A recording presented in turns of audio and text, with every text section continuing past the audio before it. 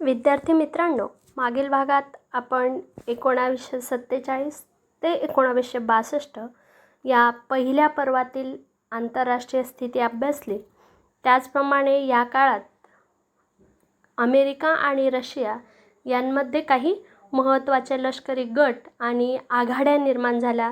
त्यात अमेरिकेच्या लष्करी आघाड्यांमध्ये नाटो, एन्झस, सियाटो, सेंटो, त्याचप्रमाणे सोव्हिएत रशियाच्या आघाड्यांमध्ये सोव्हिएत रशिया व चीन दरम्यान झालेला लष्करी करार, त्याचप्रमाणे वॉर्सा पॅक्ट किंवा वॉर्सा करार ह्या ज्या काही शीतयुद्धाच्या काळातील काही महत्त्वाचे लष्करी गट आणि आघाड्या आपण अभ्यासले. मित्रांनो, तुम्ही बऱ्याच वेळा ऐकले असेल की भारताने अलिप्ततावादाचा स्वीकार केला. आता अलिप्ततावादाचा स्वीकार केला किंवा म्हणजे नेमके काय किंवा कोणत्या देशांना अलिप्ततावादी म्हणायचे हे आपण आज बघणार आहोत. भारत 1947 साली स्वतंत्र झाला. त्यानंतर कोणत्या एका गटात सामील व्हायचे की दोघांपासून अलिप्त राहायचे. दोघांपासून म्हणजे कोणापासून? तर अमेरिका आणि रशिया हे जे दोन गट शीतयुद्धाच्या काळात निर्माण झाले होते त्यांच्यामध्ये सामील व्हायचे किंवा अलिप्त राहायचे हा निर्णय घेणे त्यावेळी भारताला जरुरी होते. त्याचप्रमाणे भारताप्रमाणेच अनेक राष्ट्रे त्यावेळी स्वतंत्र झालेली होती आणि त्या वेगवेगळ्या राष्ट्रांनी कोणत्या ना कोणत्या गटात स्वतःला समाविष्ट केले. परंतु भारताने अमेरिका आणि रशिया या दोन्हींपैकी एकाही गटात समाविष्ट व्हायचे नाही असे ठरविले. कारण भारत नुकताच स्वतंत्र झालेला होता. त्यामुळे भारत देखील इतर आशियाई देशांप्रमाणेच मागासलेला होता आणि अशा मागासलेल्या परिस्थितीमध्ये आपली ढासळलेली जी अर्थव्यवस्था होती ती सावरण्यासाठी भारताला अमेरिका आणि रशिया या दोन्ही देशांकडून आर्थिक मदत ही हवी होती. भारत जर अमेरिकेच्या गटात गेला असता तर रशियाकडून भारताला मदत मिळाली नसती आणि जर रशियाच्या गटात गेला असता तर अमेरिकेकडून भारताला मदत जी मिळणार होती ती मिळाली नसती. आणि म्हणूनच त्यावेळचे आपले पंतप्रधान पंडित जवाहरलाल नेहरूंनी अलिप्ततावादाच्या धोरणाचा पाठपुरावा केला. म्हणजेच अमेरिका आणि रशिया हे जे दोन देश होते यांच्या गटात ज्या देशांना जायचे नव्हते, ज्यांना शांतता हवी होती, युद्ध नको होते, अशा देशांनी अलिप्त राहण्याचे ठरविले. आणि म्हणूनच 1961 मध्ये बेलग्रेड परिषदेत काही निकष ठरविण्यात आलेले आहेत. त्यात अलिप्ततावादाचे निकष आपल्याला सांगितलेले आहेत की आपण कोणत्या देशांना अलिप्ततावादी म्हणू शकतो. त्यात पहिला जो निकष आहे तो म्हणजे विविध राजकीय व सामाजिक व्यवस्था असलेल्या देशांच्या शांततामय सहजीवनाच्या तत्त्वाच्या आधारावर स्वतःचे स्वतंत्र धोरण असणारे देश. म्हणजे असे देश की त्यांच्यामध्ये राजकीय व सामाजिक व्यवस्था असून स्वतःचे स्वतंत्र असे धोरण ठरविणारे ते देश असतील. म्हणजेच ते अमेरिका आणि रशिया या दोन्हींपैकी कोणाच्याही दबावाखाली असणार नाहीत असे देश.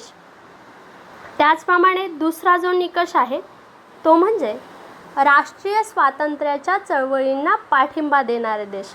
म्हणजे ज्याप्रमाणे भारत हा पारतंत्र्यात होता त्याचप्रमाणे इतर बरेच देश त्यावेळी अशा प्रकारे पारतंत्र्यात होते आणि राष्ट्रीय स्वातंत्र्याच्या चळवळींना पाठिंबा देणारे जे देश होते त्या देशांना अलिप्ततावादी म्हटले जाऊ शकते असा निकष हा त्या ठिकाणी ठरविण्यात आला. त्याचप्रमाणे तिसरा जो निकष आहे तो म्हणजे शीतयुद्धाच्या संदर्भात महासत्तांच्या कोणत्याही बहुस्तरीय आघाडीत समाविष्ट नसलेले देश.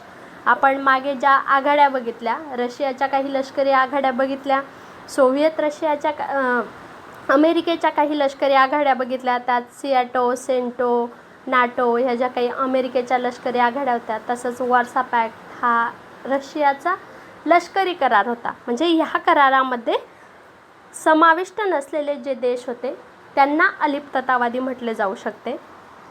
त्याचप्रमाणे चौथा जो निकष आहे तो म्हणजे महासत्तांमधील संघर्षाच्या संदर्भात कोणत्याही द्विपक्षीय किंवा लष्करी आघाड्यांमध्ये समाविष्ट नसलेले देश. म्हणजेच महासत्तांमध्ये म्हणजेच अमेरिका आणि रशिया या ज्या दोन महासत्ता होत्या त्यांच्यामध्ये जो संघर्ष चालू होता आणि त्या संघर्षाच्या संदर्भात जर कुठला द्विपक्षीय किंवा लष्करी करार असेल किंवा आघाडी असेल त्यामध्ये समाविष्ट नसलेले जे देश असतील त्या देशांना अलिप्ततावादी म्हणून म्हटले जाऊ शकते.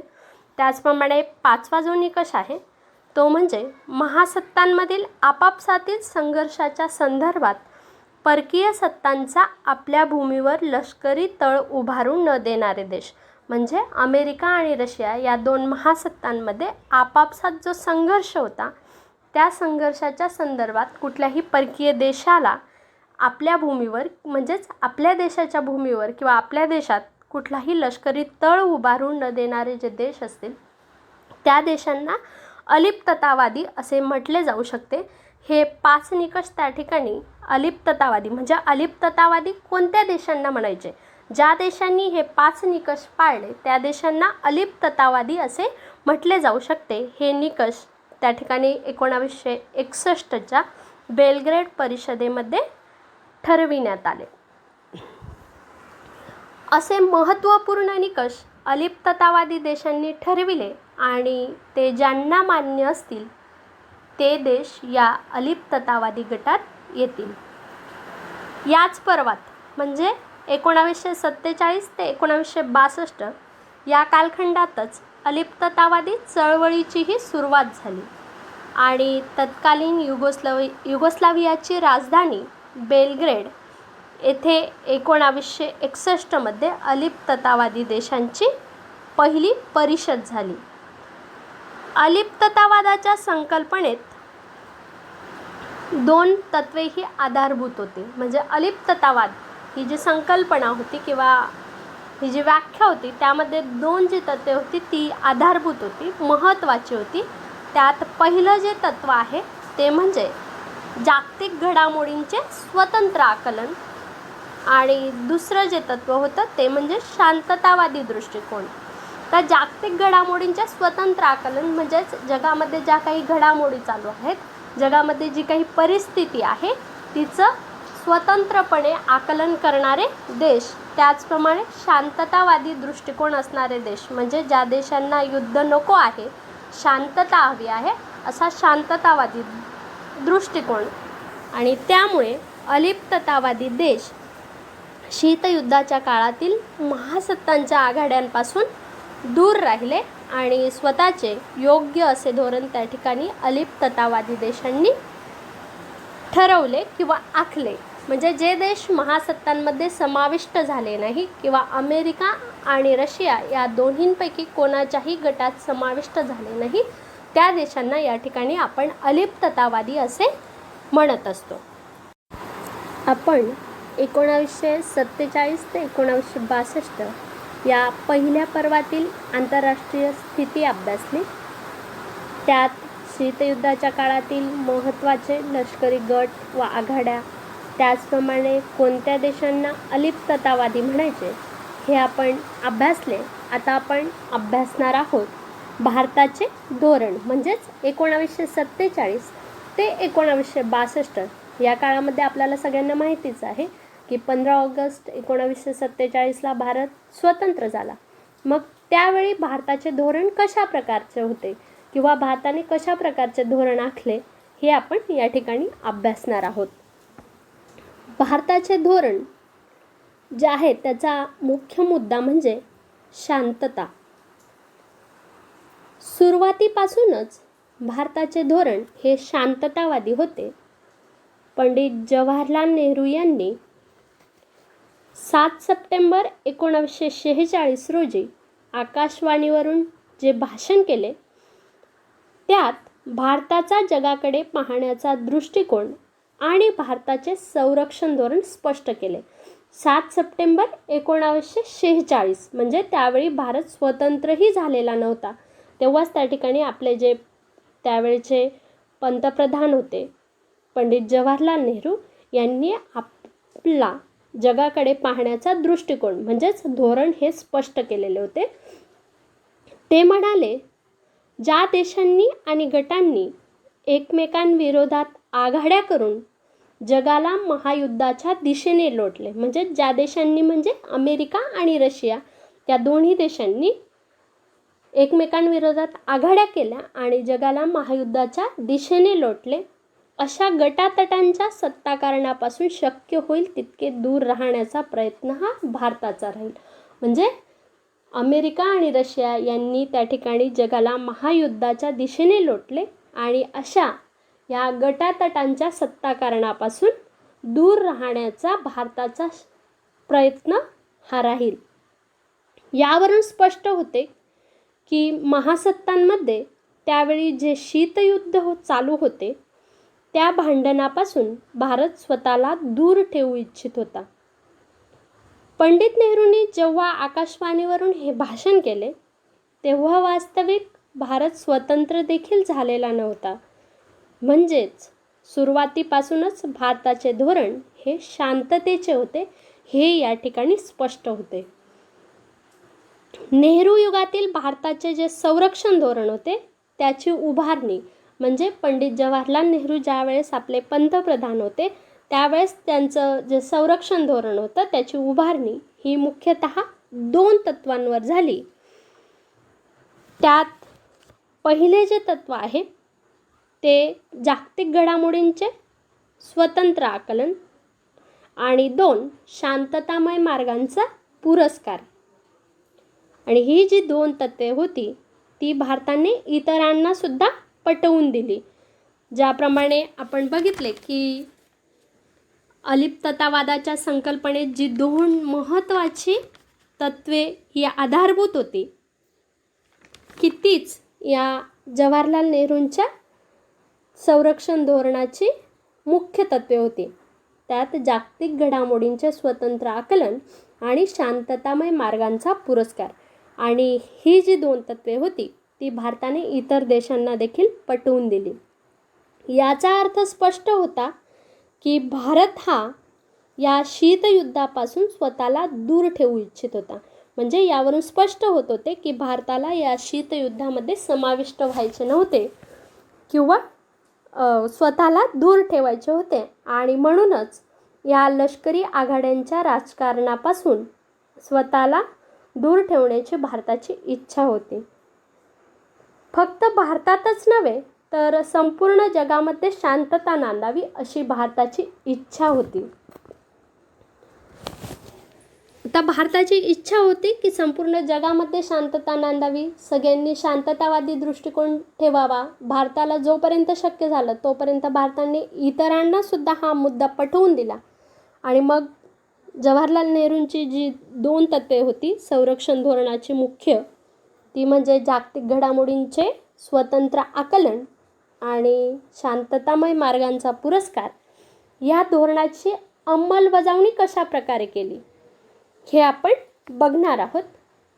भारताने आपले हे जे काही धोरण होते या धोरणांची 2 टप्प्यात अंमलबजावणी केली.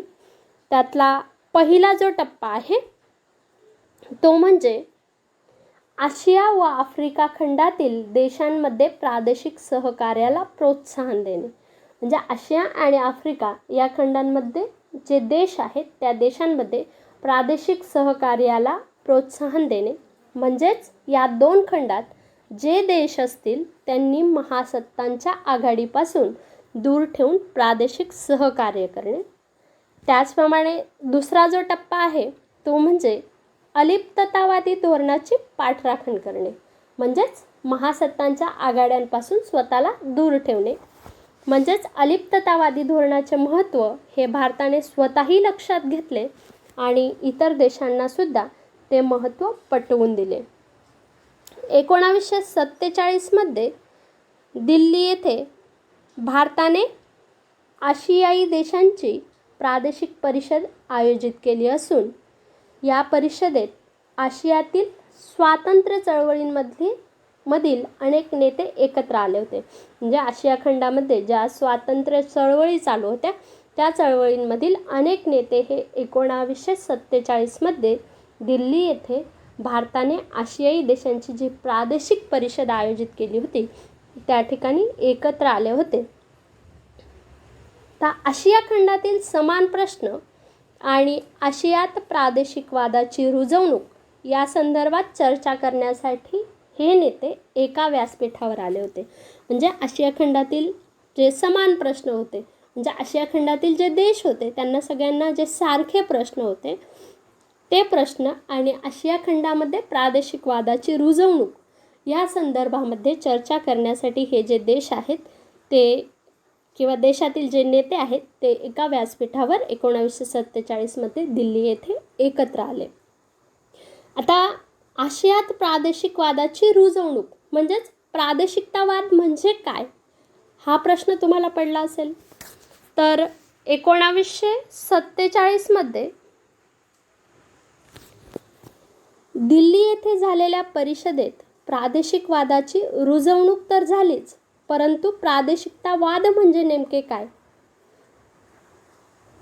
तर प्रादेशिकतावाद म्हणजे काय तर विशिष्ट भूप्रदेशातील देश, विशिष्ट भूप्रदेशातील, आता इथे काय आहे, इथे असं म्हटलं नाही की संपूर्ण जगातील देश एकत्र आले, तर इथे काय म्हटलं आशिया खंडातील देश एकत्र आले. म्हणजे हा काय झाला विशिष्ट भूप्रदेश.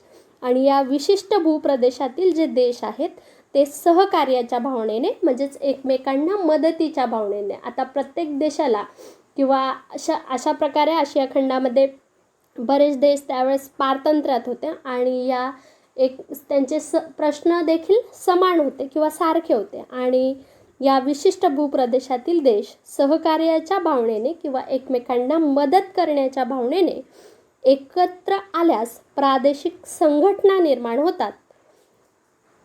आपल्या राष्ट्रीय हितसंबंधांच्या संवर्धनासाठी हे देश गट स्थापन करून एकमेकांना सहकार्य करतात.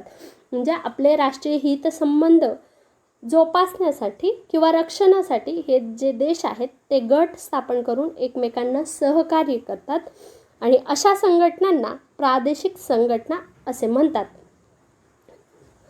त्यातून स्वतःची स्वतंत्र ओळख निर्माण करण्याचा त्यांचा प्रयत्न असतो. भूप्रदेशाच्या पातळीवर परस्परांना असे सहकार्य करण्याच्या प्रक्रियेलाच प्रादेशिकतावाद असे म्हणतात. म्हणजेच आपण वरतीच बघितलं की विशिष्ट भूप्रदेश म्हणजेच विशिष्ट भूप्रदेशामध्ये परस्परांना असे सहकार्य करण्याची ही जी काही प्रक्रिया असते हिला प्रादेशिकतावाद असे म्हटले जात असते. यामध्ये भौगोलिक जवळीकतेला महत्त्व असले तरीसुद्धा काही वेळा विशिष्ट विषयांच्या संदर्भात प्रादेशिक सहकार्य हे होऊ शकते. उदाहरणार्थ दूरसंचार व दळणवळण, ऊर्जा निर्मिती, आरोग्य यांसारख्या विषयांमध्ये असे सहकार्य हे मिळू शकते. या प्रादेशिक सहकार्याची प्रक्रिया ही सामान्यपणे संबंधित देशांमधील राजकीय संवादातून होते. म्हणजेच जे संबंधित देश असतील त्यामधील जे राजकीय नेते त्यांच्यामध्ये अशा प्रकारे संवाद होतो किंवा बोलणी होते आणि त्याच्यातून ही जी प्रादेशिक सहकार्याची प्रक्रिया आहे ती होत असते. अशा परस्पर संवादातून पुढे संघटना उभी राहते आणि असे परस्पर संवाद होतात, एकमेकांना मदत केली जाते किंवा सहकार्य केले जाते आणि यांच्यातूनच पुढे संघटना उभी राहते. उदाहरणार्थ युरोपीय समुदाय, त्याचप्रमाणे युरोपीय समुदाय किंवा युरोपीय युनियन, तसेच ASEAN, association of south east Asian nations म्हणजेच आग्नेय आशियातील देशांची संघटना, तसेच सार्क या ज्या काही संघटना आहेत या अशा प्रकारे या प्रादेशिक सहकार्यातून निर्माण झालेल्या संघटना आहेत. आशियान ही जी काही संघटना आहे यामध्ये Thailand, Vietnam, Cambodia, Singapore, Laos, Indonesia, Myanmar, Malaysia, ब्रुनी, Philippines या 10 देशांचा समावेश हा होतो. त्यानंतर सार्क ही जी संघटना आहे, सार्क म्हणजे south Asian association for regional cooperation, म्हणजेच दक्षिण आशियाई प्रादेशिक सहकार्य संघटना. ही सार्क ही जी संघटना आहे हिच्यामध्ये 8 देशांचा समावेश हा आहे. त्यात मालदीव, नेपाळ, पाकिस्तान, श्रीलंका, अफगाणिस्तान, बांगलादेश, भूतान, भारत इत्यादी हे 8 देश त्या ठिकाणी सार्क या संघटनेमध्ये समाविष्ट आहेत. आणि ह्या ज्या काही संघटना आहेत प्रादेशिक सहकार्यातून निर्माण झालेल्या संघटना आहेत. सार्क, आशियान आणि युरोपीय समुदाय किंवा युरोपियन युनियन. आणि ही जी उदाहरणे आहेत ही त्या ठिकाणी प्रादेशिक संघटनेची उत्तम अशी उदाहरणे आहेत. यातून प्रादेशिकतावादाची रुजवणूक ही होत गेली. आशियाई राष्ट्रांची दुसरी जी परिषद आहे ती त्या ठिकाणी 1955 मध्ये इंडोनेशियातील बांडुंग येथे झाली. ही पहिली आफ्रो आशिया परिषद ठरली. यामध्ये आशिया आणि आफ्रिका खंडातील असे देश ज्यांना प्रादेशिकतावाद मान्य होता ते देश या परिषदेमध्ये आले. म्हणजेच या 1955च्या बांडुंग येथील परिषदेमध्ये ज्या देशांना प्रादेशिकतावाद मान्य होता ते देश या परिषदेमध्ये आले. यामध्ये जागतिक राजकारणात आशिया आणि आफ्रिका खंडाचे स्थान करून जगामध्ये शांतता प्रस्थापित करण्यासाठी या दोन्ही खंडातील देश कशा प्रकारे योगदान देऊ शकतात हे या परिषदेत ठरविण्यात आले.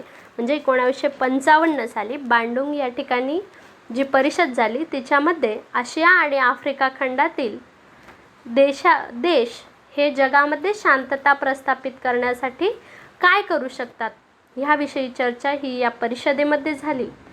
हे या परिषदेत त्या ठिकाणी ठरविण्यात आले. फक्त प्रादेशिकतावाद म्हणायचा की अलिप्ततावाद म्हणायचा, परंतु खरोखर या देशांची इच्छा काय आहे यावर चर्चा करण्यासाठी ही परिषद ही आयोजित केलेली होती.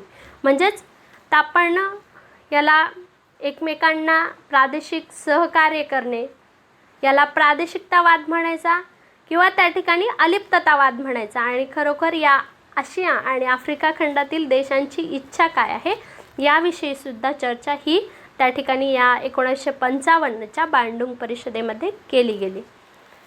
बांडुंग परिषद ही एक ऐतिहासिक घटना होती. या दोन्ही खंडात प्रादेशिकतावादाचा प्रसार करण्यासाठी या परिषदेमुळे निश्चितच मदत झाली. आणि या बांडुंग परिषदेमुळे प्रादेशिकतावादाचा प्रसार करण्यासाठी मोठ्या प्रमाणावर मदत ही झालेली आहे. मात्र भारत जगात ज्यावेळेस शांतता प्रस्थापित करण्याचा प्रयत्न करत होता त्याच वेळेस 1950च्या दशकाच्या शेवटी प्रादेशिकतावादाच्या प्रक्रियेसमोर काही समस्या उभ्या राहिल्या. म्हणजेच आशिया खंडामध्ये शीतयुद्धाचा प्रवेश झाला. ही बाब त्या ठिकाणी या शांतता प्रस्थापित करण्याच्या मार्गात मोठा अडथळा ठरणार होती. म्हणजे ज्यावेळेस त्या ठिकाणी भारताने प्रादेशिकतावादाचा किंवा जगामध्ये शांतता प्रस्थापित करण्याचा प्रयत्न केला त्याच वेळेस 1950चं जे दशक होतं त्या दशकाच्या शेवटी म्हणजे तोपर्यंत त्या ठिकाणी आशिया खंडात या शीतयुद्धाचा त्या ठिकाणी प्रवेश हा झालेला नव्हता. परंतु त्याच वेळेस त्या ठिकाणी 1950च्या दशकाच्या शेवटी या शीतयुद्धाचा त्या आशिया खंडामध्ये प्रवेश झाला. आणि ही बाब जी आहे ती पाहिजे तेवढी त्या ठिकाणी जगात शांतता प्रस्थापित करण्यासाठी योग्य नव्हती.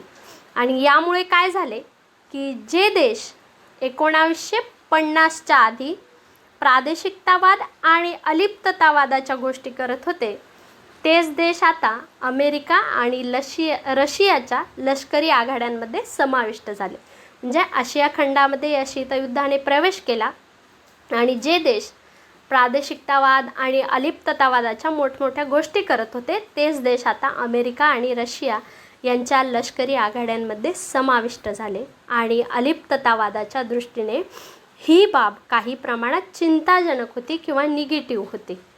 आणि अनेक आशियाई देशांनी या आघाड्यांमध्ये सहभागी होऊन याच काळात प्रादेशिकतावाद अलिप्ततावादी चळवळीच्या दिशेने वळला. आणि काही देश त्या ठिकाणी, बरेच देश आशिया खंडातील देशांनी या आघाड्यांमध्ये सहभागी होऊन त्यामुळे याच काळात प्रादेशिकतावाद अलिप्ततावादी चळवळीच्या दिशेने वळला.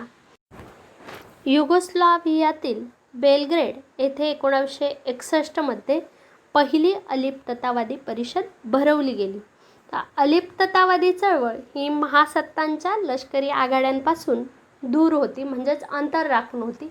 याआधी आपण ज्यावेळेस अलिप्ततावादी देशांचे निकष किंवा अलिप्ततावादी वादाचे निकष पाहिले त्यात आपण बघितलं की जे देश या अलिप्ततावादामध्ये समाविष्ट असतील ते देश महासत्तांच्या लष्करी आघाड्यांपासून दूर राहतील. त्यामुळे साहजिकच या आघाड्यांमध्ये समाविष्ट झालेले देश अलिप्ततावादी गटाचे सदस्य झाले नाहीत आणि अमेरिका आणि रशियाच्या लष्करी आघाड्यांमध्ये समाविष्ट झाले. आणि 1961 मध्ये बेलग्रेड येथे जी अलिप्ततावादी परिषद भरवली गेली तेथे ते आले नाहीत. खरोखरच ज्यांना शांतता हवी होती, अलिप्त राहायचे होते, तेच देश यामध्ये समाविष्ट झाले. या ठिकाणी तुम्ही पुस्तकात बघू शकतात की अलिप्ततावादी चळवळीचे संस्थापक सदस्य त्यामध्ये डावीकडून भारताचे पंडित जवाहरलाल नेहरू, त्याचप्रमाणे घानाचे नक्रुमा, इजिप्तचे नासेर, इंडोनेशियाचे सुकार्नो आणि युगोस्लाव्हियाचे टिटो हे जे आहेत हे 5 अलिप्ततावादी चळवळीचे संस्थापक सदस्य देश होते.